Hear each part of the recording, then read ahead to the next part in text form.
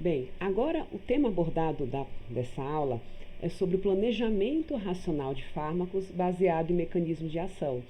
Então, a gente vai ver abordagens mais, digamos assim, modernas para se desenvolver um fármaco. Então, a gente já sabe que, inicialmente, o processo de desenvolvimento de um novo medicamento, né, passou de um processo empírico, ou seja, de você simplesmente ter uma doença, você realizar testes com plantas ou substâncias até encontrar algo que fosse útil para a terapêutica, que fosse eficaz.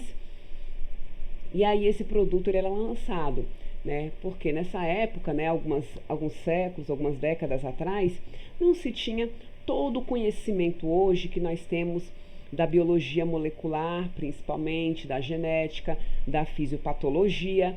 Então, era meio que tentativa e erro. E, obviamente, as plantas medicinais, elas sempre foram bastante úteis na terapêutica, principalmente nessa época, onde nós não tínhamos tantos recursos tecnológicos, mas cada dia que passa, as tecnologias vêm avançando, obviamente, e a gente conhece cada vez mais a fisiopatologia de diversas doenças que no passado ainda não era possível se determinar. Obviamente que ainda existem muitas doenças que a gente não tem a fisiopatologia totalmente elucidada, né? A gente tem aí alguns indícios, né? Alguns alvos terapêuticos ainda não são muito bem elucidados, mas a tendência é que cada dia a gente disponha de mais informações do processo fisiopatológico e que essas informações elas possam ser utilizadas para se planejar um medicamento, se planejar um fármaco que seja bastante seletivo, seguro e eficaz para essa doença. Bem, então, existem diversas estratégias modernas, né, atualmente para se desenvolver um novo fármaco, né, e muitas vezes se utiliza uma abordagem fisiológica, ou seja, baseado no mecanismo de ação farmacológico pretendido. Então, inicialmente, você precisa, você tem uma doença que você quer desenvolver um medicamento, então você precisa conhecer o processo fisiopatológico dessa doença. Ou, se for um micro-organismo, né, um patógeno, você precisa conhecer bem esse patógeno, como hoje está acontecendo com o coronavírus, né, esse sequenciamento genético, né, desse vírus é importante porque para se conhecer as enzimas, como ele se replica, enfim, se existem enzimas ou alvos específicos dentro desse micro-organismo que a gente pode explorar para combater, né, para evitar o seu crescimento, né, e etc. A mesma coisa da doença. Então, se é uma doença, né, um processo endógeno, a gente precisa saber quais são os processos, né, bioquímicos ali envolvidos. Então, numa hipertensão, por exemplo, que hoje já é bastante elucidado, né, quais são os fatores que podem levar ao aumento da pressão arterial? Existem fatores enzimáticos? Existem receptores envolvidos? Né, como é que isso pode se dar? Então, uma vez que você conhece a fisiopatologia de uma doença, você vai eleger um alvo terapêutico. Então, existe alguma enzima chave que desencadeia esse processo fisiopatológico? Uma enzima que a gente possa inibir ou uma enzima que a gente possa ativar e ela tem alguma consequência na fisiopatologia dessa doença? Ou um receptor, existe algum receptor que uma vez que ele é ativado ou ele é inibido, a gente consegue o resultado esperado, que é reverter a doença? Então, baseado no conhecimento da fisiopatologia, a gente vai eleger um alvo terapêutico, ou é um micro-organismo, né? É um patógeno que eu quero, é um parasita, enfim, eu vou precisar conhecer bem, digamos assim, o nosso inimigo, saber os seus hábitos, como ele se reproduz, como ele se replica, do que ele se alimenta, quais são os substratos, e escolher uma estratégia para eliminar esse patógeno, né, que é o caso do coronavírus, né, estão ainda conhecendo diversos alvos, diversas proteínas estão sendo estudadas e procurando alguma que seja chave, né, pro vírus, para que a gente possa de alguma maneira procurar uma molécula ativa, nesse alvo que a gente for eleger e conseguir aí encontrar um medicamento, né, um antiviral seletivo para o vírus em questão. Então você precisa conhecer bastante o inimigo. Se você não conhece o comportamento dele, você, né, vai ficar atirando no escuro, testando aí aleatoriamente um monte de moléculas, e aí você tem menos chances, obviamente, de encontrar uma molécula ativa, né? Então, claro, às vezes várias abordagens são utilizadas simultaneamente, tá? Então, e a gente vai discutir isso aqui, como é que pode ser feita essa seleção, porque a gente tem milhares de compostos hoje conhecidos. Como procurar uma agulha no palheiro, né? Mais difícil ainda do que achar uma agulha no palheiro, porque você tem uma grande diversidade de estruturas químicas possíveis e a gente, né, precisa saber, primeiro, eleger um alvo, né? E aí você tem que ser bem estratégia, ou seja, para a minha pesquisa ser bem sucedida, eu vou descobrir, vamos supor, que essa enzima ela é chave, né, sei lá, para a replicação, né, do DNA, alguma coisa no ribossoma, enfim. Então eu vou, uma vez que eu elegi esse alvo terapêutico, eu vou agora buscar moléculas que possam ser ativas nesse alvo, seja no processo de inibição, seja no processo de ativação, vai depender muito do que a gente estiver estudando. Bem, e aí, obviamente, esse alvo terapêutico, como eu falei com vocês, é uma biomacromolécula, né? Normalmente uma enzima, um receptor, né? Ou você pode ter aí outros alvos, ou uma membrana, né? No caso ali, quando a gente vai estudar os antibióticos, né? Alguns interferem ali na construção da membrana, né? Da parede celular, enfim, você vai eleger onde é que eu vou dar meu tiro, né? Onde é que eu vou dar meu tiro, né, para que ele seja certeiro e a gente consiga o efeito esperado, seja eliminar um patógeno, seja reestabelecer, né, o processo, né, fisiológico do indivíduo. Então eu vou escolher essa macromolécula, essa biomacromolécula. Então é uma enzima? É um receptor? Enzima, por exemplo, já foi descoberto há bastante tempo que a enzima conversora de angiotensina, ela é chave, né, na questão do processo da hipertensão. Então, uma vez na descoberta, né, da conversão da angiotensina 1 em angiotensina 2 através da ECA, foi desenhada, a gente vai falar isso, né, foi desenhado a primeira série, né, de antihipertensivos com esse mecanismo de ação, os inibidores de ECA, né, que é o captopril, a gente vai falar mais na frente da história do captopril. Então, nesse caso, quem foi a nossa biomacromolécula? Foi uma enzima que foi descoberto a sua função dentro do processo ali da hipertensão e que uma vez essa enzima sendo inibida, nesse caso a gente tem uma inibição enzimática, você consegue de alguma maneira minimizar o aumento da pressão arterial, tá? Quando você impede a conversão de angiotensina 1 em angiotensina 2, né? Que esse é o mecanismo de ação dos inibidores de ECA.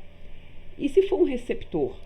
Pode também ser um receptor. Então a gente tem, por exemplo, alguns ansiolíticos, né, principalmente interagem no receptor GABA, né? Então aí a gente vai ter diversos tipos de receptores que são acoplados a canais iônicos, como no caso do GABA. A gente também tem receptores que são acoplados ao sistema da proteína G, né? E aí ele vai desencadear efeitos celulares. Então a gente pode também, muitas vezes é bastante comum, o nosso alvo ser um receptor.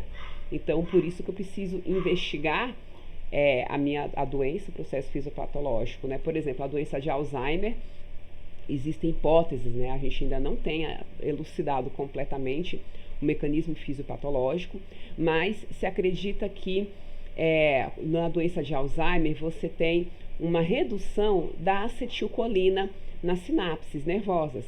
E essa redução dessa concentração da acetilcolina é uma hipótese que foi levantada, que foi verificada em alguns indivíduos que apresentam a doença de Alzheimer. E aí, qual é hoje a estratégia utilizada, né, quando se busca fármacos ou moléculas que possam ser úteis na doença de Alzheimer? É inibir a enzima acetilcolinesterase. Então, a enzima acetilcolinesterase, ela é responsável pela degradação da molécula de acetilcolina nas sinapses. Então, se a gente inibir a enzima acetilcolinesterase, o que vai acontecer? a acetilcolina vai conseguir permanecer por mais tempo nas sinapses nervosas e isso tem trazido algum benefício em relação à doença de Alzheimer. Então, essa abordagem de inibidores da acetilcolinesterase é uma abordagem utilizada atualmente na busca de moléculas úteis na doença de Alzheimer. E aí, nesse caso, nós temos o quê? Uma inibição de uma enzima, que é a enzima acetilcolinesterase. Então, a gente precisa conhecer bem a estrutura dessa macromolécula e conseguir desenhar um fármaco, encontrar um fármaco, uma molécula que seja ativa, né? Nesse caso, a gente quer produzir uma inibição dessa enzima. Bem, e aí o que pode acontecer?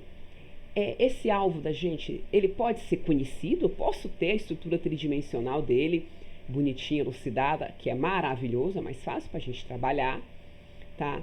Mas pode acontecer de uma doença ainda pouco investigada, que eu não conheço esse alvo, eu não tenho a enzima, eu não tenho o receptor isolado, eu não sei exatamente, né, qual é o meu alvo terapêutico. Então a gente vai ver que existem estratégias que podem ser utilizadas nessas duas situações, mas obviamente tudo começa pelo conhecimento do processo fisiopatológico da doença.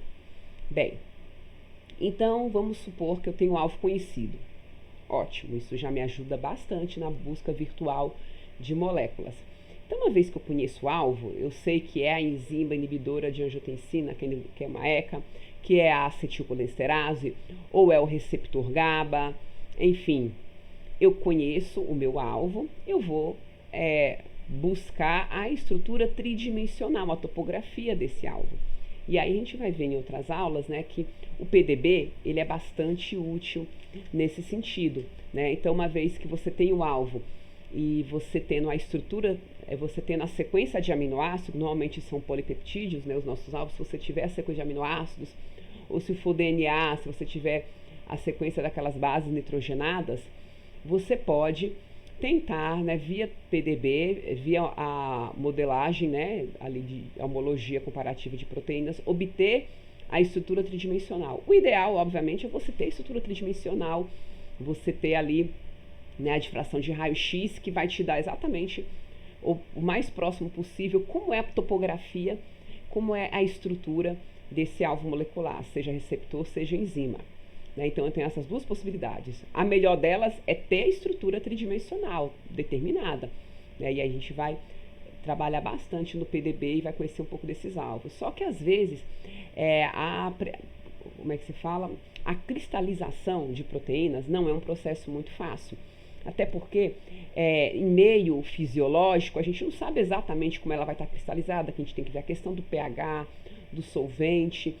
Então, muitas vezes, existe essa limitação de você conseguir cristalizar da maneira mais fidedigna possível uma proteína. Né? E a gente vai ter, né, alguns vídeos que eu passei para vocês só dessa questão da gente rever, né, que as proteínas elas têm, né, uma estrutura primária, né, que é a sequência de aminoácidos, secundária, se ela vai se novelar em alfa-hélice ou folhas beta, a estrutura terciária, né, que é o arranjo dele, a quaternária, quando ela tem várias cadeias.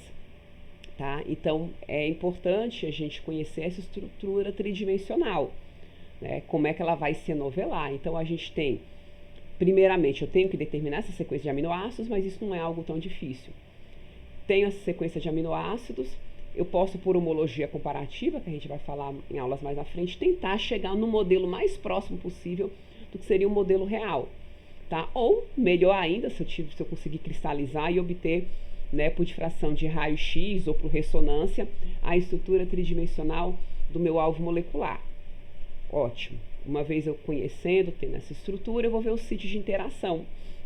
Então, qual é o sítio de interação? Qual é o agonista, né, dessa macromolécula? Ou antagonista, ou é um sítio alostérico, porque também a gente sabe que algumas enzimas, né, às vezes o fármaco vai atuar não necessariamente no sítio ativo da enzima, mas no sítio alostérico, né, e a atuação desse sítio alostérico muda a conformação dessa proteína, e aí essa mudança de conformação vai alterar a função dela. Então, eu posso ter inibidores ou ativadores. Os inibidores seriam os antagonistas, se meu objetivo é inibir esse alvo, seja uma enzima, seja um receptor. Então, se na minha estratégia eu estabeleci que a inibição desse alvo é que vai me trazer o efeito terapêutico, eu vou desenhar um antagonista. A gente vai falar um pouquinho de como são os desenhos desses antagonistas. Mas se, não, para mim eu quero ativar essa enzima, eu quero ativar esse receptor, eu vou desenhar um antagonista. Então, eu posso partir, né, da molécula ligante e do alvo, ou seja, é como se eu tivesse, a gente vai ver o modelo de chave e fechadura. Eu tenho a fechadura da porta e eu tenho a chave, tá? Então, eu posso construir uma chave de duas maneiras.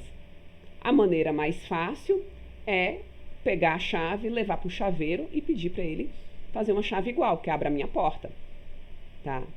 E a maneira mais difícil, né, mas que também é uma abordagem interessante, eu vou falar para o chaveiro, olha, eu perdi a chave, eu tenho a fechadura, eu não tenho mais nenhuma chave, eu vou trazer o chaveiro aqui em casa, por exemplo, eu vou levar a fechadura para ele e ele vai construir uma chave, né, que seja capaz de abrir aquela fechadura.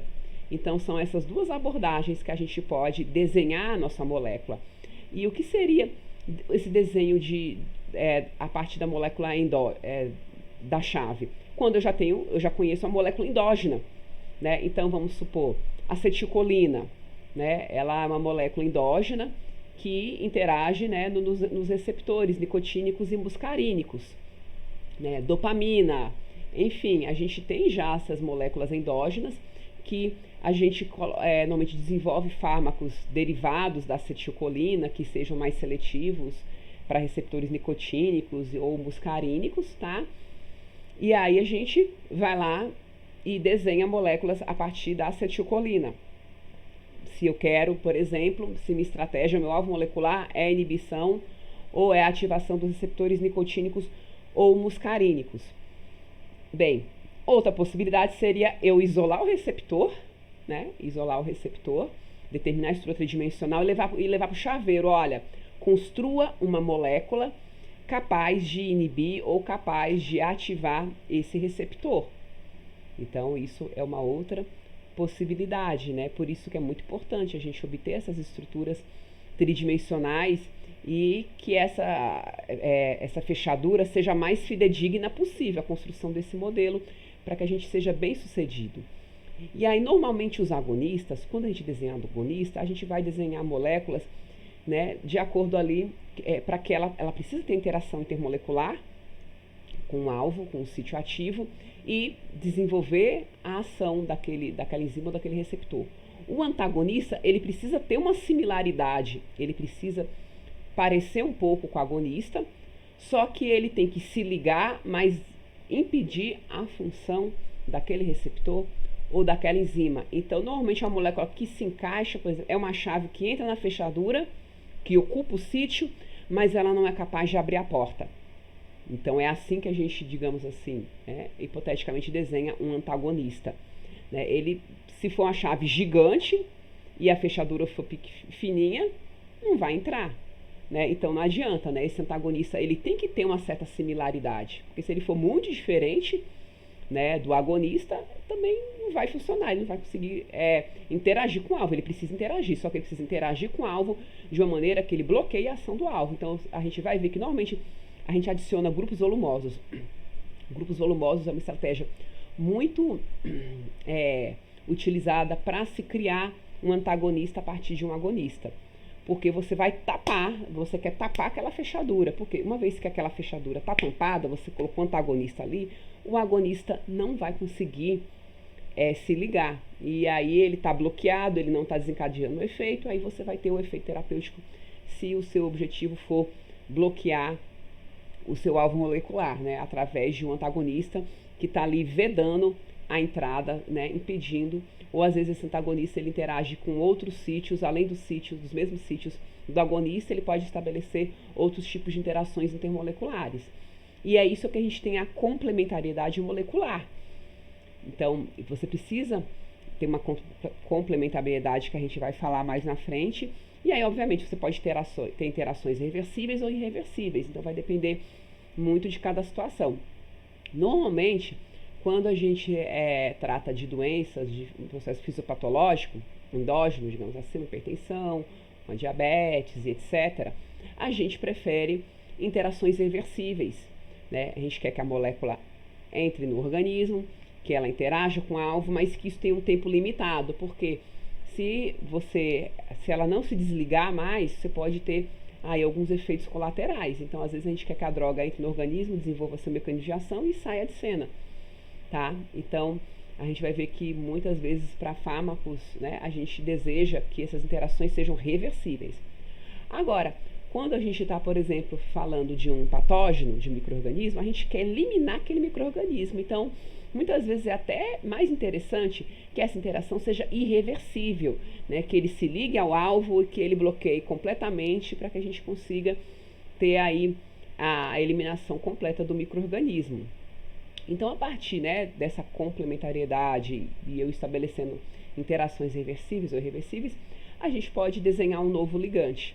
Tá? E aí, obviamente, esse novo ligante, ele vai, né, o trabalho não acabou por aí, né? Então, achei uma molécula ativa, achei uma molécula que tem um efeito antagonista, tem um efeito agonista, só que o meu novo ligante tem a questão farmacocinética. Às vezes ele se liga lindamente ao meu alvo, mas ele não tem boas características farmacocinéticas. E isso traduz o quê? No processo de absorção, no processo da biodisponibilidade, principalmente a biodisponibilidade oral, que é a nossa maior preocupação. E aí, muitas vezes, precisa trabalhar um pouco essa molécula. A gente não vai jogar ela fora. Ah, poxa, a absorção dela, a biodisponibilidade é só 10%. Caramba, a gente vai jogar a molécula pela janela e não vai, e vai deixar para lá? Não, muitas vezes você pode fazer processos de otimização molecular, que a gente vai falar mais à frente da disciplina, e desenhar e fazer com que essa molécula tenha uma melhor característica farmacocinética, né? Principalmente a questão da solubilidade ou a questão do log de P, né? Pode estar aí limitando a biodisponibilidade oral dessa molécula. Então, por isso a gente tem aí otimização molecular. E é interessante, né, que você consiga, se possível, determinar qual é a unidade farmacofórica e a unidade auxofórica. A unidade farmacofórica é a parte da molécula essencial para a atividade. Se você tirar esse grupo, vamos supor, é um anel aromático, é uma hidroxila numa determinada posição, é uma carbonila, porque está lá, né, ela é essencial para a atividade, para a interação com o alvo. Se eu retirar esse grupo, eu perco a atividade, então aí é onde eu tenho a unidade farmacofórica. Né? Os grupos funcionais responsáveis pela interação do fármaco com o alvo molecular. Né? E uma vez que esse grupo seja, né, retirado, a minha molécula ela se torna inativa. Já a unidade auxofórica são outros pontos de ligações da molécula que vão só aumentar essa interação. Então, eles não são essenciais. Então, vamos supor, minha molécula ela precisa de 3 pontos, né, 3 interações para desenvolver o mecanismo de ação, para se ligar ao receptor à enzima. Se ela tiver um quarto ou um quinto ponto, essa interação ele vai ser mais potente, né? Mas se eu retirar, a atividade mantém. Então, esses 3 pontos seriam a unidade farmacofórica e esses 2 extras, a auxofórica, são pontos de ligação, de interação extra que vão somente aumentar a potência daquele medicamento. Por isso que a gente tem, às vezes, uma série de análogos, né, de uma mesma classe. E aí você vai tendo diferentes substituintes. Então, vocês vão observar que alguns são mais potentes do que outros. E às vezes, essa potência está ligada ao número de interações intermoleculares com o alvo. Então, todos têm que ter a unidade farmacofórica, que são os requisitos estruturais e mínimos para desenvolver o efeito farmacológico, e ele pode ter um extra, pode ter aí grupos extras que vai aumentar ainda mais essa interação, vai melhorar ainda mais o encaixe dessa molécula ao sítio. E, se possível, né, a gente identificar a unidade toxofórica. O que é a unidade toxofórica? É justamente a parte da molécula que é responsável pelo efeito colateral ou pela toxicidade. Como a gente já tinha falado lá na talidomida, né? Então, aqueles anéis, será que esse anel aqui que é responsável? Será que esse grupo carbonila? Será que esse grupo amida? Então, é importante que se a molécula tem alguma atividade, alguma toxicidade, vamos supor, poxa, a molécula tem uma ação excelente no meu alvo, a gente melhorou a questão farmacocinética, né? A biodisponibilidade oral dela tá legal, tá satisfatória, mas ela tem ali uma toxicidade. Então, né, a gente não vai jogar a molécula fora, né? O que a gente pode ainda tentar descobrir fazendo modificações nessa estrutura e verificar, né, sabendo, essa aqui é unidade farmacofórica, aqui eu não mexo, aqui eu tenho que manter esse padrão estrutural. E ver se essa unidade toxofórica é uma outra parte da molécula que ela seja acessória ou que ela seja supérflua, que ela possa ser eliminada. Então, se a gente conseguir isso, ótimo, que aí eu vou eliminar a unidade toxofórica e vou realmente ter meu fármaco seguro e eficaz. Bem, aqui é só alguns conceitos que a gente já tinha falado, né, do farmacóforo, que é a região de um ligante que está intimamente ligada com o receptor, né, e aí, né, essa região aqui permite o reconhecimento da molécula, né, dessa unidade. Então, qualquer grupamento funcional, né, a unidade alcoxofórica são grupamentos complementares a essa interação fármaco-receptor. E, obviamente, a gente pode realizar modificações, né, nessas unidades, só que de maneira a preservar a atividade, ou seja, a gente tem que ter o cuidado de preservar o reconhecimento molecular para não realizar modificações que a gente perca a atividade. Bem, ali nós falamos na abordagem quando o alvo é conhecido. E quando o alvo molecular é desconhecido? Eu tenho uma doença, mas eu não sei exatamente se é uma enzima, um receptor, o que está envolvido ali nesse processo fisiopatológico, mas eu sei que existem moléculas endógenas que fazem parte desse processo bioquímico. Então, eu não descobri uma estrutura, uma proteína, mas eu percebi que existem moléculas endógenas que participam desse processo fisiopatológico, né? Seja com efeito antagonista ou agonista. Então, é como, por exemplo, se no passado a gente tivesse, por exemplo, a acetilcolina e nós ainda não tivéssemos isolado a estrutura dos receptores nicotínicos e muscarínicos. Então, você não tem um receptor. Vamos supor que a gente está aí décadas atrás, eu não tenho um receptor ainda, eu não tenho a estrutura tridimensional, mas eu tenho a molécula, que é mais fácil, a molécula de acetilcolina é bastante simples. Então, como é que eu vou desenhar, como é que eu vou realizar o desenho de novos fármacos? A partir da molécula endógena. Bem, eu não tenho uma fechadura, né, para poder desenhar uma chave, várias chaves bonitinhas, mas eu tenho uma chave, eu vou pegar essa chave, que é a molécula endógena, e vou fazer diversas modificações, vou criar diversos análogos e testar. E vou testar lá na fechadura que eu não consegui tirar da porta, né? O chaveiro não conseguiu vir aqui em casa para levar, né, a minha fechadura. Então eu vou chegar pro chaveiro, olha, tem essa chave aqui. Ele vai fazer diversas chaves e vai te dar, vai lá, Angélica, e testa. Então você faz essa, testou, e aí você vai testando todas essas chaves, né, baseado na molécula endógena. E aí, obviamente, você pode querer um efeito agonista e um efeito antagonista. Você pode querer que a sua chave ela reproduza, ela mimetize o efeito do agonista natural, uma molécula que ela mimetize, por exemplo, o efeito da acetilcolina, ou eu quero que a minha molécula iniba o efeito da acetilcolina. Então, eu vou usar a acetilcolina, mas eu vou fazer modificações para criar moléculas que vai competir com a acetilcolina, e nessa competição, ela vai impedir que a acetilcolina, por exemplo, desenvolva a sua ação, o seu efeito. Então, eu vou desenhar antagonistas, e normalmente no desenho antagonista eu vou colocar ali grupos volumosos. Então, a gente tem essa possibilidade, né? Eu não conheço, né, uma doença nova, né? Mas no início é mais fácil você identificar os compostos, algumas moléculas endógenas envolvidas no processo, do que você já ter ali bonitinha a estrutura tridimensional do seu alvo, ou você não sabe exatamente onde é que essa molécula atua, né? A gente sabe que ela está envolvida com a doença, mas a gente não sabe exatamente onde é que ela está atuando, então vamos partir dela. Então a gente parte dessa molécula e realiza modificações, vai produzir análogos e vai variando o grau de similaridade, vai mudando os substituintes, né? Então a gente vai sintetizar esses análogos, vai determinar a atividade de cada um e vai, obviamente, eleger o mais ativo, o mais promissor para ser o composto protótipo. E aí, nesse composto protótipo, né, a gente vai, obviamente, trabalhar, ver as questões da biodisponibilidade oral, das características farmacocinéticas, que também são importantes.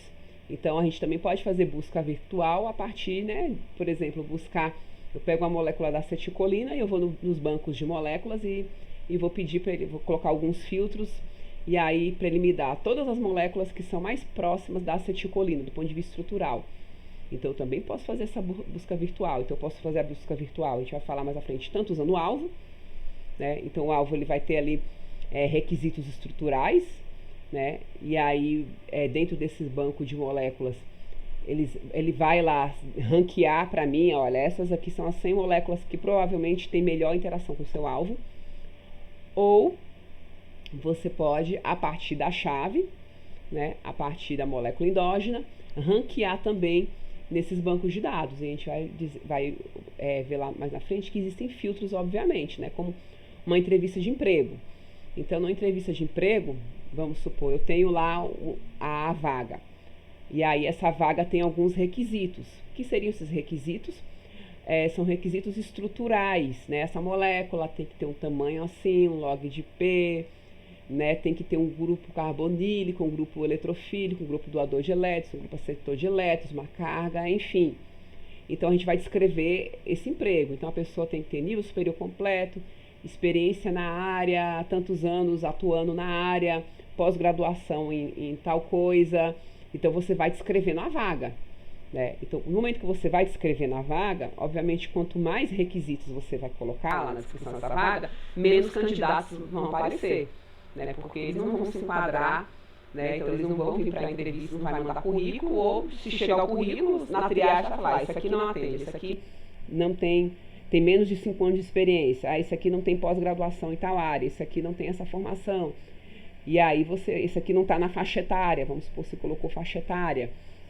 A mesma coisa, né, assim, uma analogia é o que a gente pode fazer com quando a gente tem um alvo. Então, eu tenho um alvo e eu preciso de requisitos estruturais para encaixar nessa vaga, para encaixar nesse alvo. Então, eu vou colocar esses requisitos, por isso que tem que ter a topologia, né, a estrutura tridimensional, ele tem que ser uma molécula do tamanho assim, tem que ter um grupo assado, tem que ter um anel aromático, tem que ter uma carbonila, tem que ter X doadores de elétrons, ou tem que ser mais eletronegativo, um ponto, né, tem que ter carga.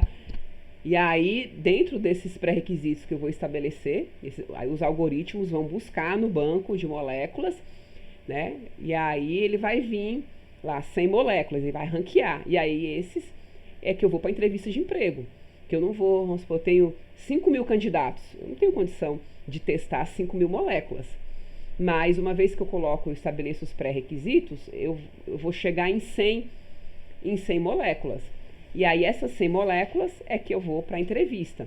E aí na entrevista, digamos assim, é onde você vai fazer aí parte da triagem e você vai testar e vai ver qual é, né, nessas 100, quais delas, né, que aí você vem pro docking, por exemplo. Então, você vai lá, vai fazer uma ancoragem, vai fazer um docking, né? Porque um docking é um processo um pouco demorado, né? Não é rápido para você docar aí 5.000 compostos. Então, o filtro, ele já de 5.000, ele me deixou 100 e vou docar esses 100. E aí, desses 100, ele vai me dar 5 mais, como é que se diz, as que atendem melhor os requisitos, né? Que tem melhor interação com o alvo. E aí, desses 5 candidatos, eu posso fazer um teste no emprego. Ou seja, o que seria esse teste no emprego? Seria o teste biológico, né? Seja um teste in vitro, um teste in vivo, e aí eu vou dar aí uma semana de experiência. Ó, essas 5 candidatas aqui, esses 5 candidatos que foram triados pelo docking, ou esses 10 candidatos, vocês vão ter uma semana de experiência. Então, essa semana de experiência seria um ensaio in vitro e in vivo, e aí a gente vai ver como essas moléculas se saem. Então, vamos supor que dessa experiência, 2 moléculas, 2 candidatos foram bem sucedidos nesse período de experiência, tiveram bons resultados, um bom desempenho, uma boa performance. Então, essa vai ser a molécula protótipa que a gente vai seguir adiante para lançar no mercado. Então, a gente pode fazer essa comparação, né, com uma seleção para uma vaga de emprego. Bem, e aí de alvos moleculares, né? Enfim, cada dia surge uma quantidade imensa de alvos moleculares. Esse dado está bem defasado aí de 97, mas a gente tem aí enzimas, né, proteína G, canais iônicos, receptores nucleares, né? Enfim, a gente vê que metade desses alvos, né, de uma maneira geral, não só de moléculas endógenas, mas também de patógenos, metade desses alvos são enzimas. né? E aí seguido de receptores acoplados à proteína G, seguido de receptores acoplados, né, a canais iônicos e receptores nucleares de hormônios. Então a gente tem aí uma infinidade, um mundo de alvos a serem explorados. Então, com o projeto de sequenciamento do genoma humano, né, identificaram cerca de 30 mil genes, permitindo a existência de em torno de 8 mil novos alvos possíveis de interesse farmacológico futuro, né? Então, a gente tem aí uma imensidão de um mar de moléculas e a gente tem um mar de alvos. A tarefa é realmente encontrar alvos promissores para determinados processos fisiopatológicos e moléculas que sejam ativas nesses respectivos alvos. Então, a gente tem aí, né, os fármacos bilionários, né, que foram desenvolvidos aí no planejamento racional. Então, a gente tem a atorvastatina, que já faturou, né, na ordem das casas dos bilhões, né? A simvastatina, o clopidogrel. Então, todos os fármacos, né, dos blockbusters, os fármacos que geraram lucros na ordem de bilhões de dólares. Né? E aqui é mais um outro gráfico mostrando, né, aqui alguns fármacos que geraram, né, que superaram a casa dos bilhões. Então, a gente vê, né, a importância aqui também, mostrando, né, os top selling drugs em 2006, né, tudo fármacos que realmente conseguiu ter um grande faturamento farmacêutico. E a gente já viu que o processo de descoberta de fármaco, ele é muito extenso, ele tem um custo altíssimo, né? Então, desde a gente está aqui nessa fase da eleição do alvo molecular, né, do alvo terapêutico, da patologia, né, a gente está investigando isso até o planejamento, né, a relação dos ensaios in vitro e in vivo, a parte, né, da biodisponibilidade, né, da questão farmacocinética, os ensaios clínicos de fase 1 até a fase 4, né, e aí, obviamente, a proteção patentária, o desenvolvimento farmacotécnico, a rota sintética em alta escala, né, dessa molécula, porque não adianta você ter uma molécula linda e maravilhosa e você não consegue sintetizar em alta escala com um custo razoável, né, a questão da produção. Então, gente, é muita coisa envolvida no planejamento de um fármaco, tá? E aí esses alvos, né, a gente tem essas quimiotecas, essas bibliotecas que a gente já vem comentando, que são uma fonte, né, bastante importante quando a gente vai realizar principalmente as triagens virtuais. E boa parte das moléculas que falham, né, principalmente nos ensaios em vivo, muitas moléculas são abandonadas, principalmente por propriedades farmacocinéticas inadequadas. Traduz absorção. Então, muitas moléculas que são muito promissoras acabam sendo abandonadas porque não tem uma boa absorção oral. Então, as características farmacocinéticas representam aí quase 40% da falência de candidatos a fármacos, seguido de eficácia, obviamente, de toxicidade animal, efeitos adversos em seres humanos, razões comerciais ou outros motivos. Então, a gente está vendo que a questão farmacocinética, ela é muito importante para se determinar se uma molécula vai ter um sucesso, se ela vai ser bem sucedida ou não, se ela vai conseguir chegar ao mercado.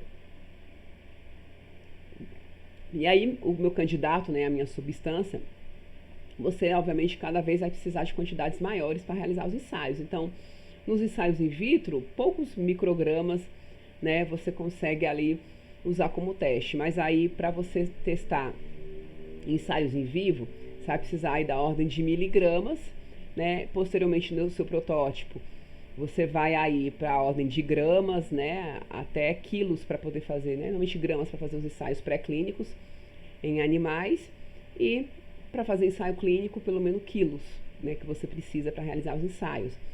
Então, por que eu estou mostrando isso aqui?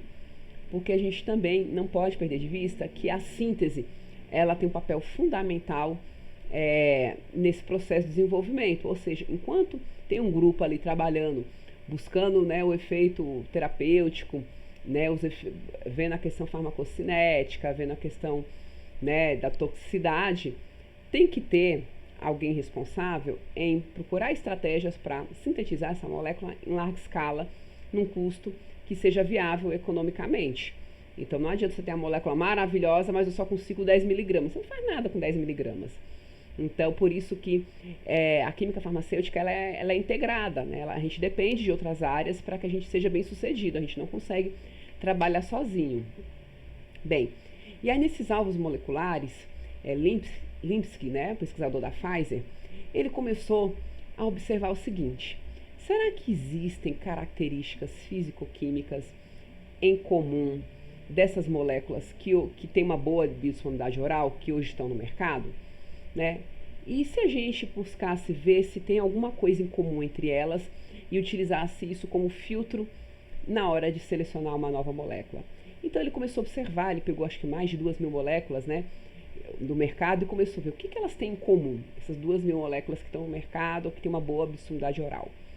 E aí ele chegou à seguinte conclusão: que essas moléculas possuem 4 fatores que em comum, né, a maioria delas.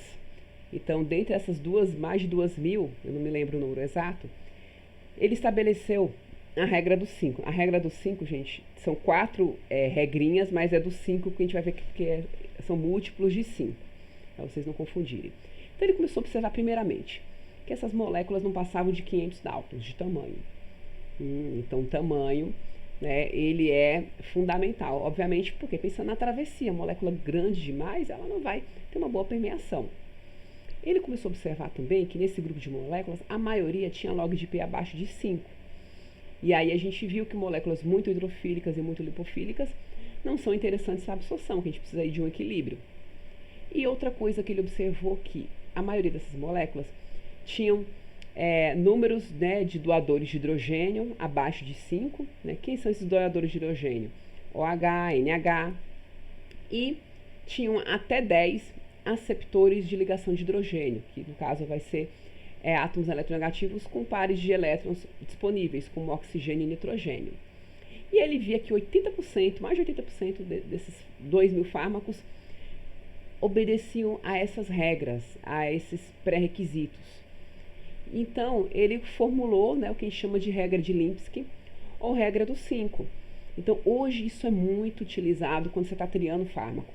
Então, você está triando moléculas, você tem lá um banco de dados de 100.000 moléculas.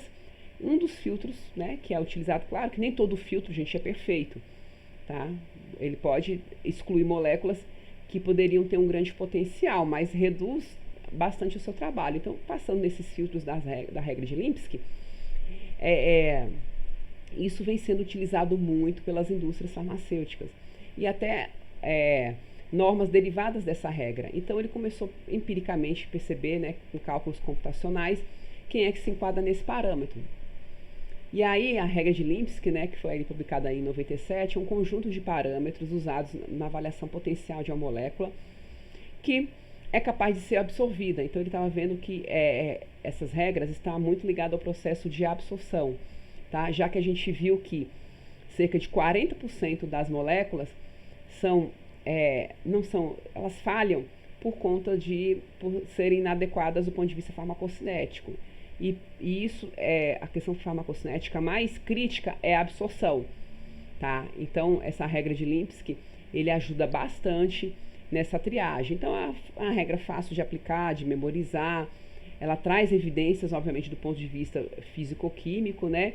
E tem sido utilizado de maneira bastante bem sucedida, né? Então, ela baseia nesses critérios de absorção. E aí, um deles, né? Número de doadores de ligação de hidrogênio, né? Então, indica o número de hidrogênios presentes na molécula que podem fazer a ligação de hidrogênio, onde ele vai se ligar a átomos de oxigênio e nitrogênio. E também o número de aceptores de hidrogênio, né? Nesse caso, indica o número de aceitadores de ligação de hidrogênio, na maioria das vezes átomos de oxigênio e nitrogênio. Então, ele chegou a essas duas conclusões. O log de P, que a gente já vem falando desde o início da disciplina, a importância do log de P, tá, da lipofilicidade, e aí ele percebeu que uma faixa ótima para absorção seria aqui entre 0 e 3, tá? Então, isso daqui, esses valores de log de P, é onde você teria um equilíbrio ali de permeabilidade da membrana lipídica, mas também com solubilidade aquosa.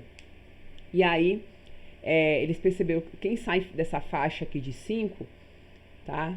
Acima aqui, você vai ter problema de baixa solubilidade aquosa. E quando você vai aqui para valores negativos, você tem que baixa permeabilidade lipídica. Então, a gente já viu que o log de P, principalmente entre 0 e 3, seria o ideal. né, para essa questão da absorção, equilíbrio entre a hidro e lipossolubilidade, tá? E, obviamente, a massa, né, o tamanho da molécula. Então, o tamanho da molécula em Dalton está muito relacionado à permeação. Então, moléculas muito grandes vão ter, obviamente, maior dificuldade para atravessar a bicamada lipídica.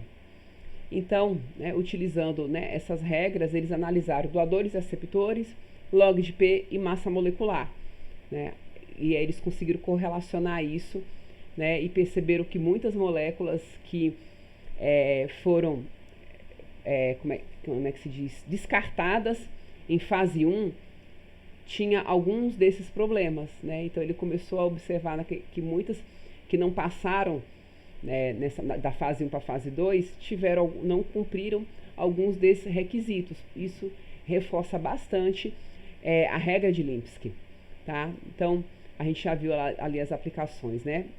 Até 5 doadores de hidrogênio, até 10 aceptores de hidrogênio, log de P abaixo de 5, massa molecular abaixo de 500. Então, vocês vão ver, às vezes, chamar de regra dos 5, porque esses parâmetros são múltiplos de 5. E aí, aqui a gente tem algumas moléculas, a doxorubina, né? Algumas moléculas, né? Obviamente que, se ela não satisfazer um requisito, às vezes a gente não elimina completamente. Então, isso tudo tem que ser avaliado. Você não pode cegamente pegar a regra de Lipinski e sair eliminando a torta à direita. Então, tudo você tem que ver. Passou, mas passou muito, passou pouco, né? Então, aqui, por exemplo, essa molécula, ela passa de 500 Daltons, né? Mas passou muito? Não, passou muito pouco, né? 543. O log de P, 1.3, beleza, tá dentro. Só que ela excede no número de doadores e no número de aceptores, tá? Então, se a gente fosse utilizar a regra de Lipinski, a doxorubina seria eliminada. Então, a gente tem que analisar isso com um certo rigor. A gente não pode simplesmente pegar a regra de Lipinski e sair eliminando a torta direita.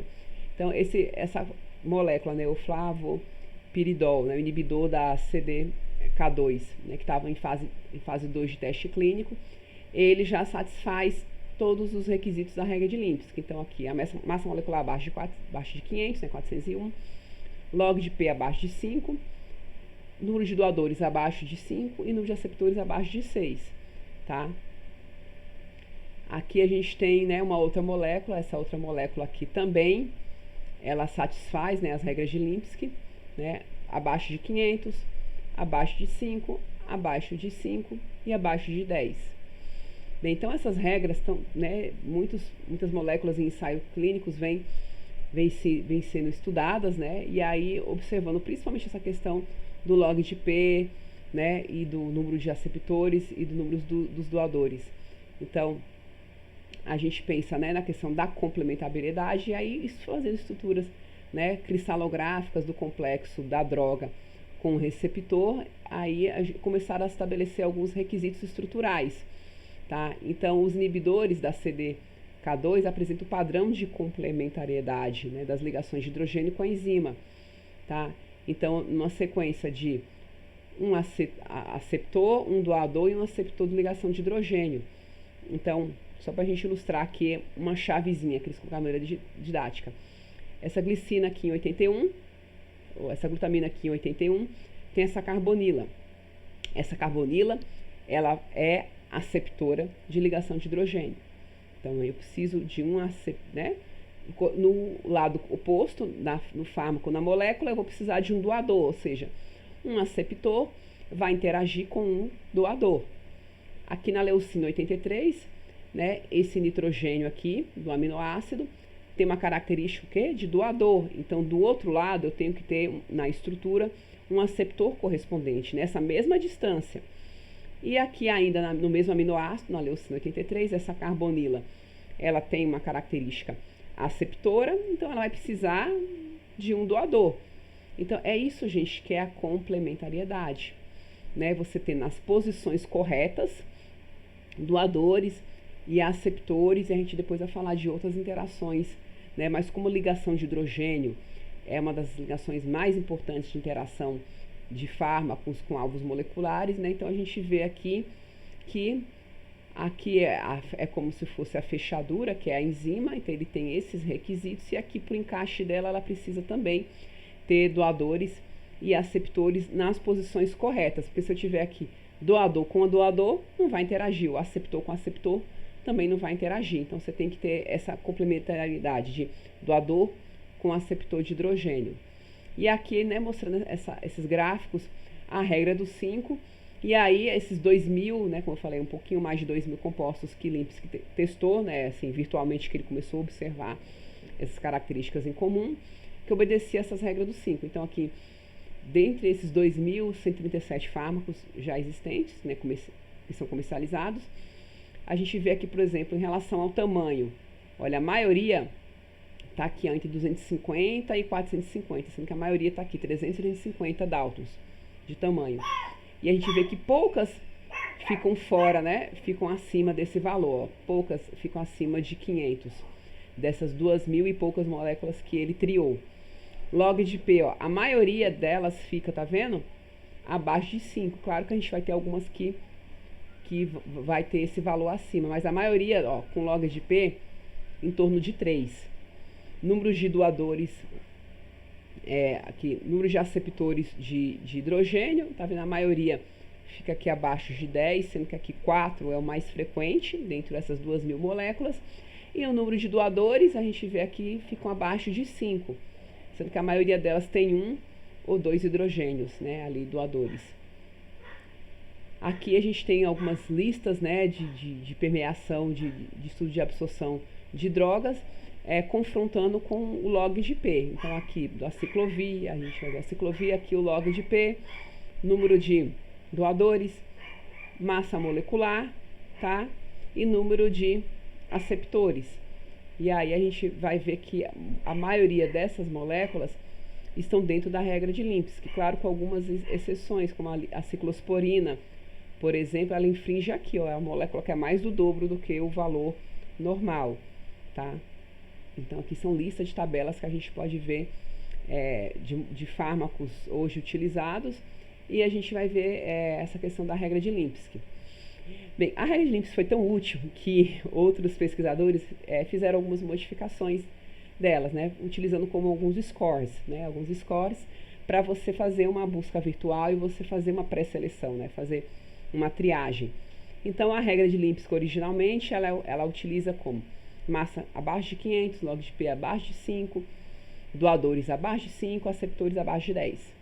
Tá? São os fármacos, né, que o Lipski usou aí como regra. Aí já criaram a regra dos 4 e aí eles perceberam. Mas dentro dessas regras dos 5, os fármacos mais top, né, o que eles têm em comum em relação à regra de Lipski? Eles perceberam que as moléculas mais, digamos assim, com maior venda, de maior sucesso terapêutico, com melhor característica farmacocinética, a gente tem regras dos 4, dos 3 e dos 2, ou seja, sub-regras de Lipski, né? Então, vamos colocar o top 100, brincando, né? Vou colocar o top 1000, top 100 e top 10. É só fazer uma analogia aqui, né? Eu não sei quantas drogas eles colocaram para estabelecer esse número. Então, né, os top 1000, digamos assim, eles tinham massa abaixo de 400, log de P abaixo de 4, doadores abaixo de 4 e aceptores abaixo de 4. Aí foi chamado de regra dos 4, então múltiplos de 4, são compostos pelos líderes. E de fragmentos, são as moléculas mais, né, com melhores características, com maior biodisponibilidade oral. Aí vem a regra dos 3, que aí ficou mais rigoroso, né, que você vai só afunilando, aumentando o rigor aí da regra de Lipski. Então, a regra dos 3, né, múltiplos de 3, 300, 3, 3 e 6. São esses fragmentos. E o top 10, né, assim que a gente pode fazer uma analogia, os fármacos com as melhores características farmacocinéticas, né, do ponto de vista de biodisponibilidade oral, chegou-se na regra dos 2, né, que aí você vai só afunilando, com a massa de até 200, log de P abaixo de 2, doadores 2, aceptores 4, tá? E aí, não satisfeito, outras pessoas falam, mas se faz isso para fármacos, por que a gente não pode fazer isso para outra finalidade? Então, o Tisse, né, ele resolveu fazer isso para herbicidas, né? Por que não? Se para fármaco tem, ele estabeleceu isso para herbicidas. Então ele pegou os herbicidas comerciais e fez, né, uma triagem aí, utilizando esses parâmetros para se chegar em valores. E aí o Tisse, ele veio, né, para esses herbicidas, ele chegou à conclusão, né, com massa molecular abaixo de 150, né, entre 150, uma faixa 150 a 500, né, então ele chegou a uma conclusão um pouco diferente. O log de P aí abaixo de 5, né, doadores abaixo de 3, aceptores entre 3 e 2, né, aceptores abaixo de 12. E aí ele incluiu um outro parâmetro que a gente não tinha visto ainda, que é o número de rotações livres, né, abaixo de 12. O que são essas rotações livres? A gente tem que lembrar que as moléculas, quando elas vão se encaixar ao alvo molecular, elas não são rígidas, muitas delas, né, elas têm ligações simples que vai permitir esse giro e vai permitir diversas, inúmeras conformações. Né? Então a molécula tem várias maneiras ali de poder se acomodar ao seu alvo molecular. E obviamente, quanto maior o número de ligações simples, ligações que a molécula possa apresentar mais conformações, maior o número possível de conformações e mais complexa fica essa análise, tá? Então, moléculas que sejam muito, muito flexíveis, como ele está falando, com abaixo de 12 rotações, ou seja, com até 12 ligações livres, de livre rotação, já é um problema, porque você pode perder a seletividade, porque a molécula flexível demais, ela vai se encaixar em tudo. E aí vai se encaixar no meu alvo, mas vai se encaixar em outros sítios que não é interessante para mim, tá? Então ele acrescentou essa questão do número de ligações com rotação livre. E aí, para inseticidas, o Tisse também estabeleceu, né, ali esses critérios um pouquinho diferentes, né? Estabeleceu ali massa entre 150 e 500, log de P abaixo de 6,5, então log de P para inseticidas já subiu um pouquinho, né, o valor. Número de doadores ali abaixo de 2, né, de aceptores entre 1 e 8, e número de rotações até 12, rotações livres. Então, o Tisse, ele acrescentou mais um parâmetro à regra de Linsky e criou regras próprias, nesse caso buscando herbicidas, buscando inseticidas. E óbvio que outros autores podem buscar isso para as mais diversas atividades possíveis, né? Então, a tendência é que o pessoal copie aí a regra de Linsky e coloque e aplique na sua área de interesse. Bem, então vamos falar um pouquinho dos filtros. Os filtros, né, como eu falei com vocês, que hoje tem uma abordagem da busca virtual. E como é que a gente vai fazer essa entrevista de emprego? Como eu falei com vocês, né? A gente tem lá 100 mil candidatos. A gente não tem condição de entrevistar todo mundo, não tem condição, né? Então a gente precisa fazer uma triagem, né, os softwares, e aí colocando alguns requisitos. E esses requisitos, né, são esses filtros. Claro que se a gente colocar requisito demais, a gente não preenche a vaga, né? Então não vai aparecer candidato. Se eu colocar, por exemplo, o requisito que o candidato tem que ter pós-doutorado em Harvard, numa área muito específica, é capaz de não aparecer ninguém. Então, obviamente, vai chegando uma hora que a gente vai flexibilizando, de acordo com a legião de oferta e procura, né? A demanda, a gente vai estabelecer também esses requisitos, porque eu preciso preencher essa vaga, eu preciso achar esse fármaco, ele tem que ter requisitos mínimos, e a gente vai ser mais exigente ou menos exigente, dependendo da situação. Então, um filtro, né, que a gente tem filtros uni e bidimensionais, depois eu vou falar de filtros tridimensionais.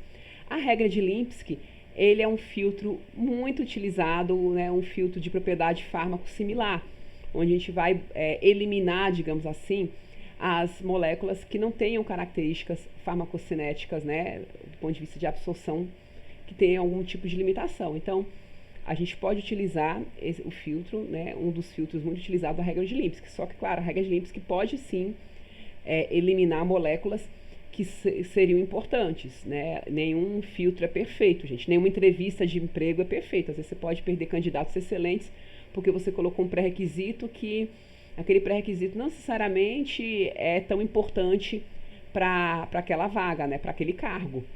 E isso pode acontecer com a regra de Linsky, né? Eu colocar lá, eu exigir pós-graduação em Harvard e eu eliminar ali um candidato excelente. A gente viu ali a ciclosporina, por exemplo, se fosse pela regra de Linsky, ela estava fora. Né? Ela tem a massa molecular de 1.200, muito acima de 500.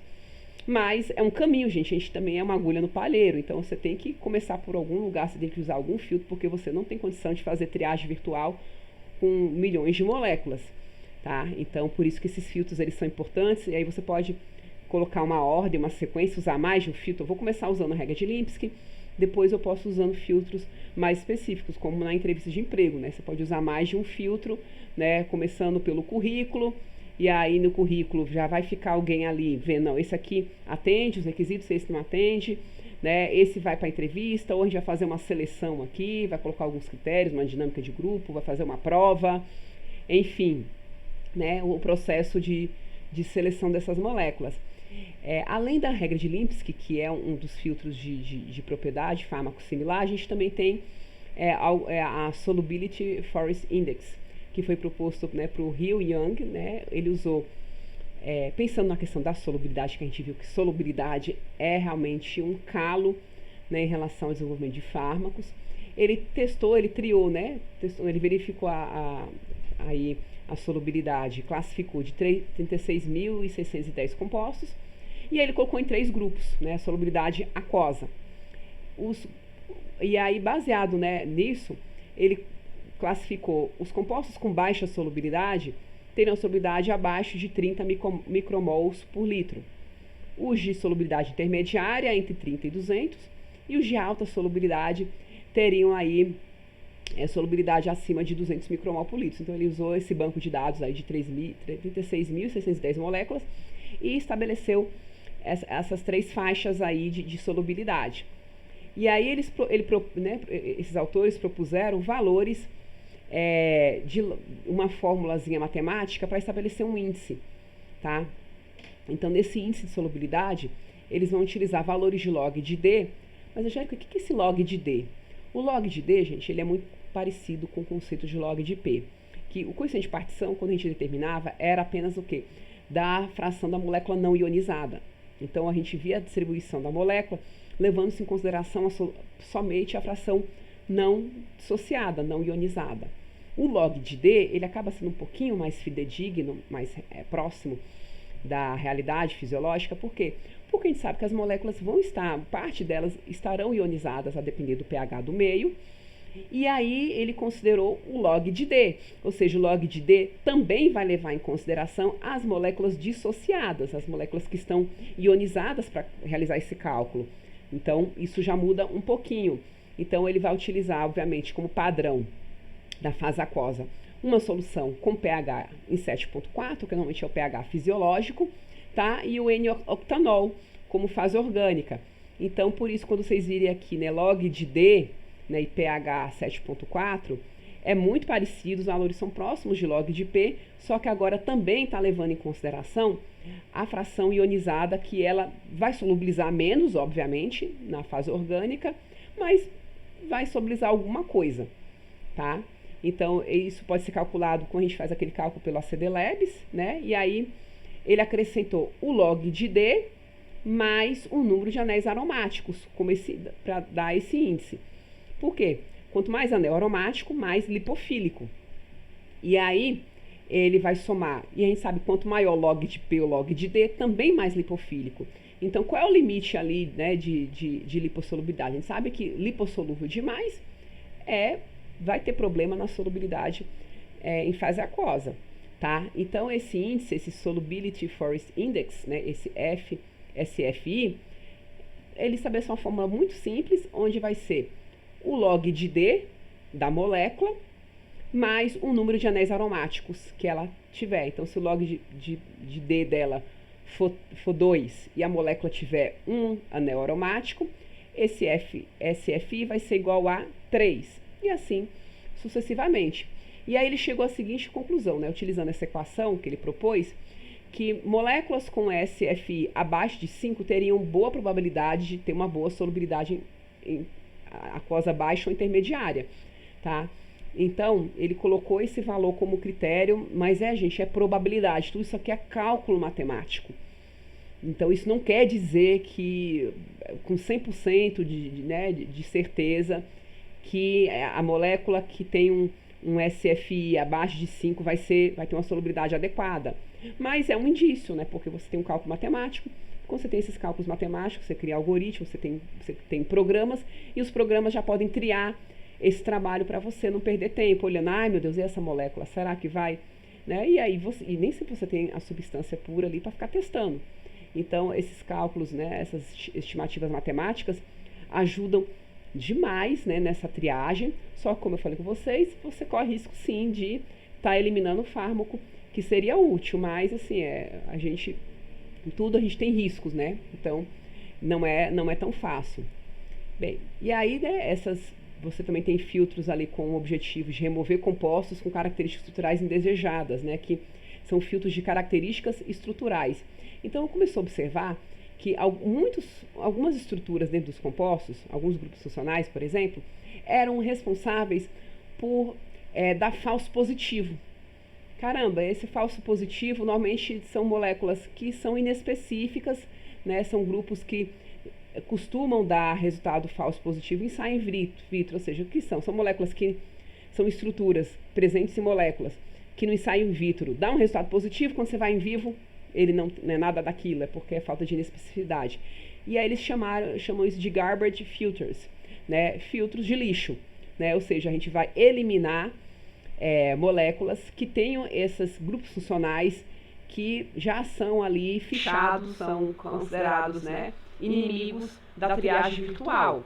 Então, essa preocupação de evitar esses falsos positivos, você obviamente vai ganhar tempo lá na frente. A literatura já tem essa preocupação, né? E aí eles começaram a verificar que alguns compostos reativos, né, muito reativos frente à proteína, normalmente compostos, né, que tenham ali reativos em grupos, né, em grupos covalentes, estruturas, né, com centro interage com centros eletrofílicos.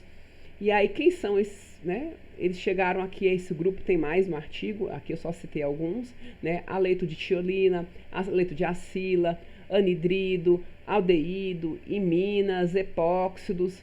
Então, eles começaram a observar que moléculas que eram, por exemplo, triadas como ativas em ensaios in vitro e depois, na triagem em vivo, não apresentavam atividade, ou seja, deu um falso positivo, apresentavam muitas dessas estruturas, né, dentro da molécula, muitos desses grupamentos.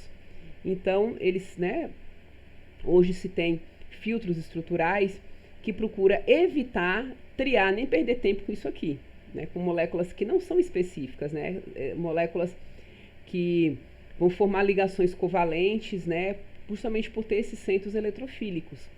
Então, é uma maneira, claro que tem molécula ativa que a gente usa como medicamento que vai ter esses grupos, né? Como eu falei com vocês, nenhum desses filtros nenhum é perfeito, né? Eles vão ter aí suas limitações. A gente pode sim estar eliminando moléculas importantes, mas é uma maneira da gente ganhar tempo e dinheiro no processo de desenvolvimento, tá?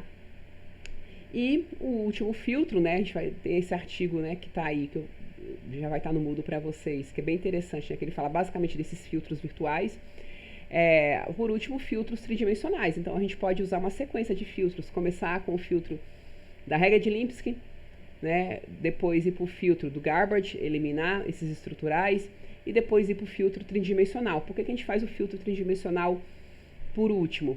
Porque ele requer mais tempo, maior capacidade computacional, né? Então, os outros filtros, rapidinho, o software normalmente ele vai resolver isso para você. Mas para você fazer essas análises 3D requer mais tempo. Então, você já vai ter que ter eliminado aí mais moléculas, né? Então, para entrevista de emprego, você não vai chamar todo mundo, né? Então, você já vai pelo currículo, você já vai eliminando. Então, o que seriam aquelas garbage filters? Seria a pessoa que deu algum problema no emprego anterior.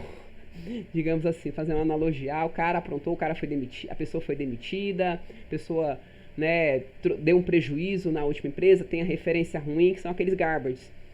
E claro, às vezes a gente elimina aquele garbage, você vai olhar, a pessoa está com a ficha suja, né? Então, se a pessoa está com a ficha suja, automaticamente ela não passa para a próxima etapa. Mas muitas vezes, aquela pessoa, mesmo cometendo erros no passado, ela poderia sim ser um bom funcionário, só que por ela não atender aquele critério, ela acaba sendo eliminada. Às vezes você perde um bom funcionário porque ele, né, teve aí algum problema no passado, né? Pode ser que a pessoa se redimiu e é um excelente funcionário. É como hoje, algumas entrevistas de emprego, né? Tem até uma questão ética, uma discussão, pessoas que têm nome sujo no Serasa e no SPC. Então, até isso, às vezes, se utiliza, né, na seleção de funcionários, né? Não sei se isso é permitido do ponto de vista ético. Ou seja, não necessariamente que a pessoa tem uma dívida, ela tem um nome sujo na praça, que ela vai ser um mau funcionário. Mas é isso, esse filtro, ele vai eliminar, claro, pessoas, né, que são desqualificadas para o cargo, mas também pode eliminar gente qualificada, que cometeu um erro, né, de sujar o nome, de ter uma dívida e não conseguir honrar com essa dívida. Então, é a mesma coisa que a gente vê dos filtros, né? Então, os filtros, obviamente, eles podem, sim, descartar moléculas que sejam interessantes.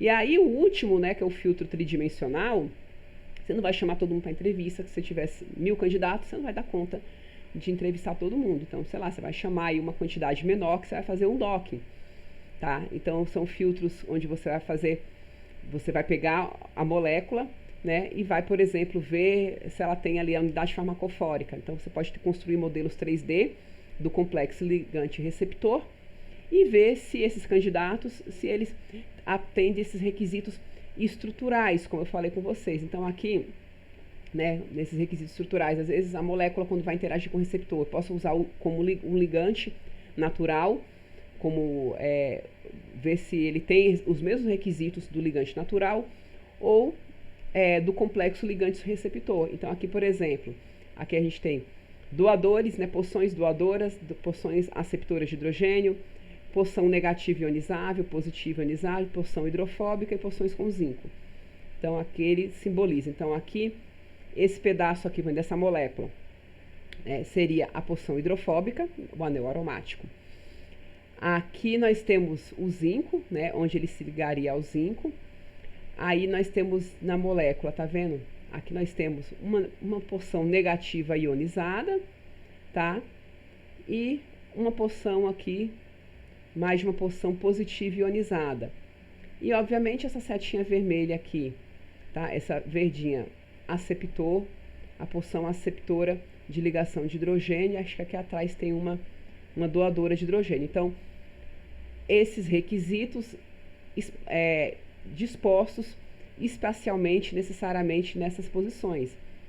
E aí a gente vai ver das moléculas, né, que aqui, né, mostrando a interação com o sítio de uma molécula hipotética, se esses candidatos têm todos esses requisitos ou a maioria desses requisitos, né? Se ele tem uma porção hidrofóbica disposta espacialmente nessa posição, em relação a um aceptor, em relação ao sítio ionizado negativo, em relação ao sítio ionizado positivo, né, em relação ao sítio de interação com zinco.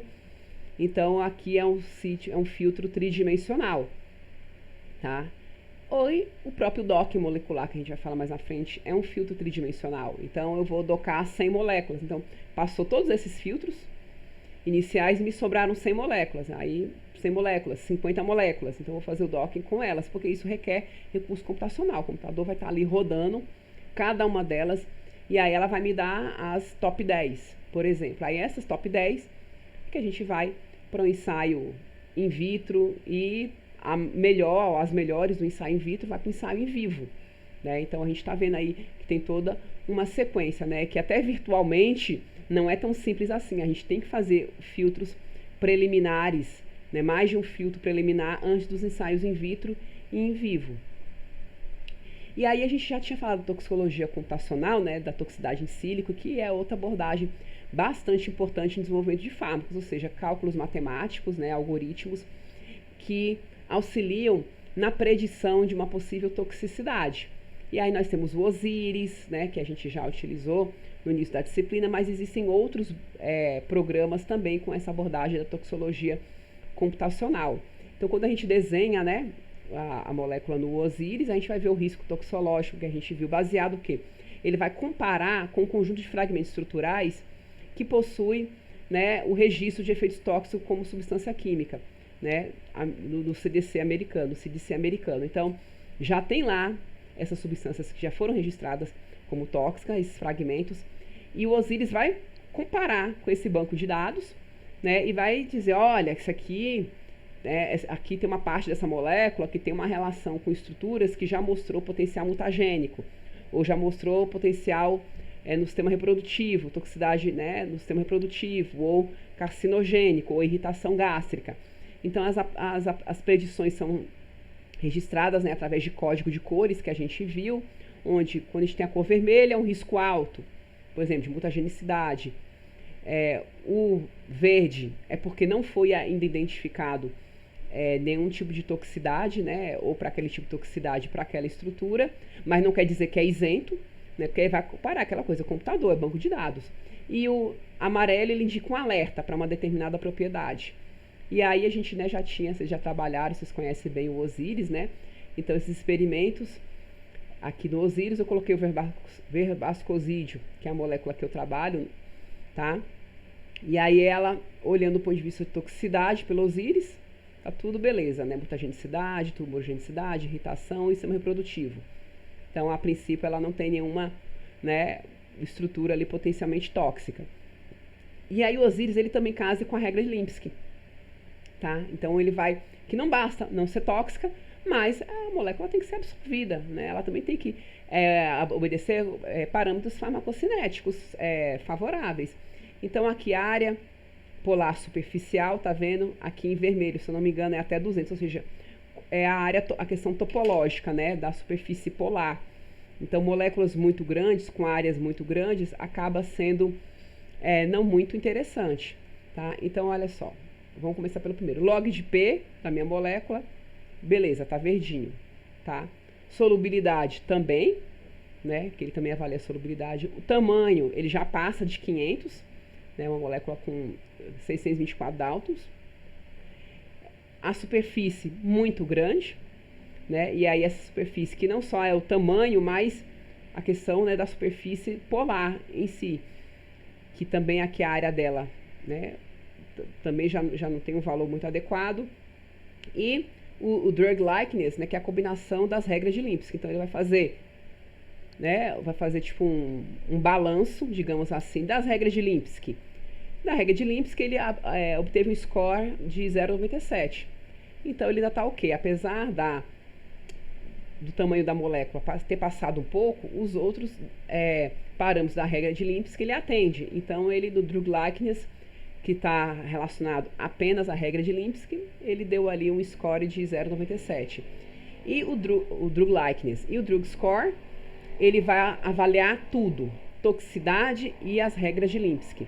E aí no drug score 0,49, também razoável. Então a molécula aqui, por esse filtro aqui do Osiris, ela passaria adiante, né? Graças a Deus, minha molécula não foi eliminada por esses algoritmos.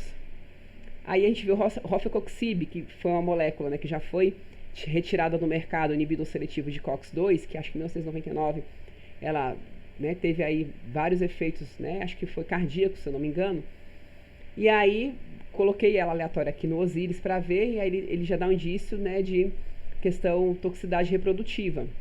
Mas percebam, ela é bonitinha, ela fica bonitinha aqui nas regras de Lipinski, né, o coeficiente de partição, na solubilidade, o tamanho, a superfície, né, então o drug likeness dela é bom, né, só que o drug score não, porque o drug score dela, né, já ficou, o drug score bom é até 0,5, né, esse drug score dela já ficou um pouquinho prejudicado por causa da reprodutividade. Então, aqui, o Rofecoxib hoje, se ele fosse triado num desses filtros, ele passaria. Então, a gente está vendo que os filtros não são perfeitos, né? O Rofecoxib, ele passaria. Né? Ele passaria tranquilamente nesse primeiro filtro, aí, se a gente utilizasse o Osiris, utilizando o drug likeness e o drug score. Tá? No entanto, ele chegou no mercado e saiu. Então, para vocês verem que nem tudo é perfeito. O Molespiration também é uma ferramenta também parecida, né? Que você entra no site, você faz a determinação online, então você coloca o SMILE da molécula, tá? Ou você desenha, é mais fácil colocar o SMILE, né? E aí você pode fazer cálculos das propriedades físico-químicas, né? Predizer a bioatividade, tá? E aí aqui, por exemplo, a gente colocou, eu não sei se foi a talidomida, acho que foi a talidomida. Coloquei a talidomida para ver, né? Será que a talidomida passa no filtro? né? Porque ela já está suja no mercado, né? Ela já aprontou bastante aí com a teratogenia. Mas será que os filtros hoje são capazes de barrar? A gente já sabendo. E aí a gente olhando aqui a talidomida, né? A gente vê a superfície dela de 85, então é um pouquinho grande, tá? A massa molecular, né, ela atende à regra de Lipinski, que está aqui abaixo de 500. Número de doadores e aceptores também. Então é uma molécula que passa, gente, na regra de Lipinski. Mas a regra de Lipinski não quer dizer que ela é isenta de toxicidade. Então, por isso que a gente utiliza vários filtros, né? E aqui, né, são alguns grupamentos conhecidos, né, como grupos toxofóricos, né, que é onde a gente tem esses alertas estruturais, que são esses programas específicos. Então a gente vai, olha só quanta coisa a gente tria, né? A gente tria a regra de Lipinski pensando na absorção.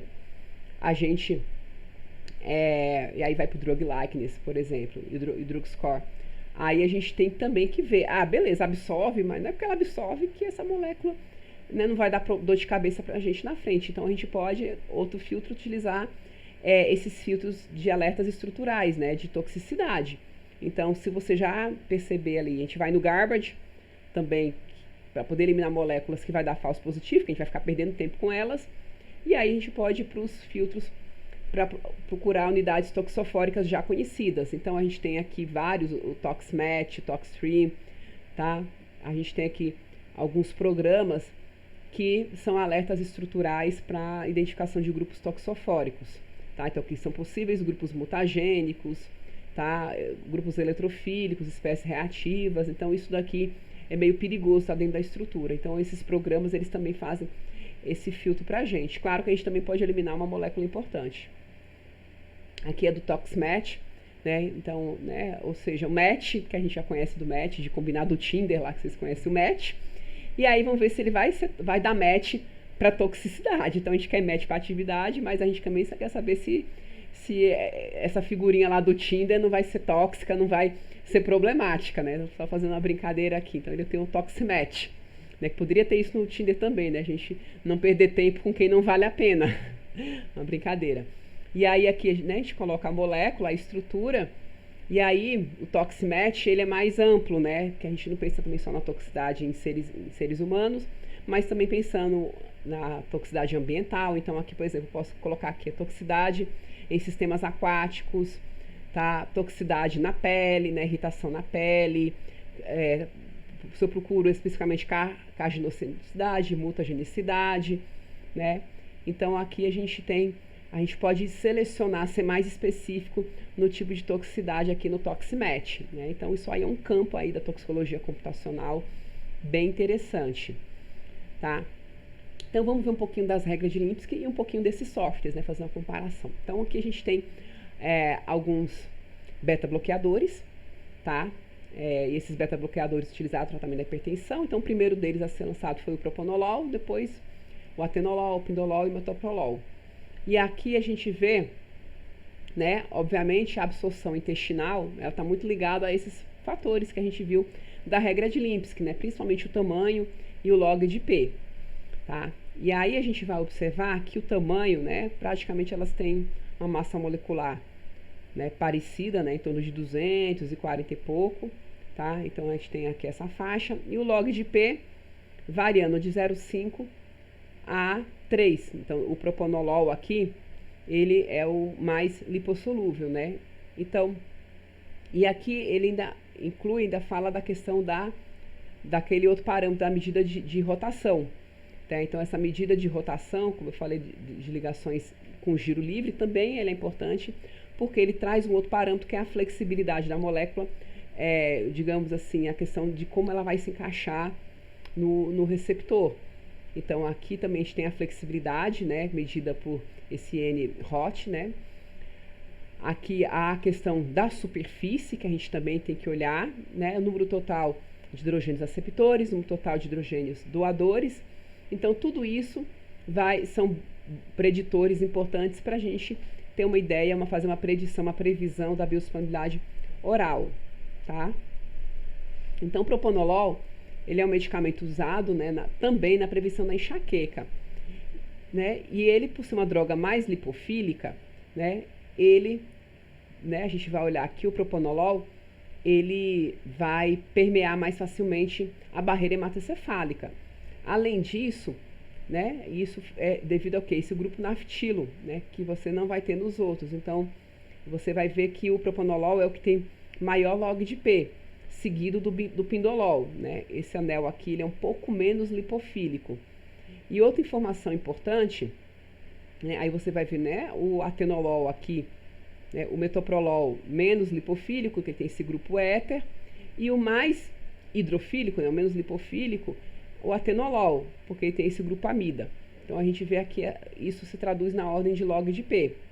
Tá? E aqui nessa tabela ele mostra, nessa coluna, esses parâmetros extraídos do Osiris e extraídos do Mole Inspiration.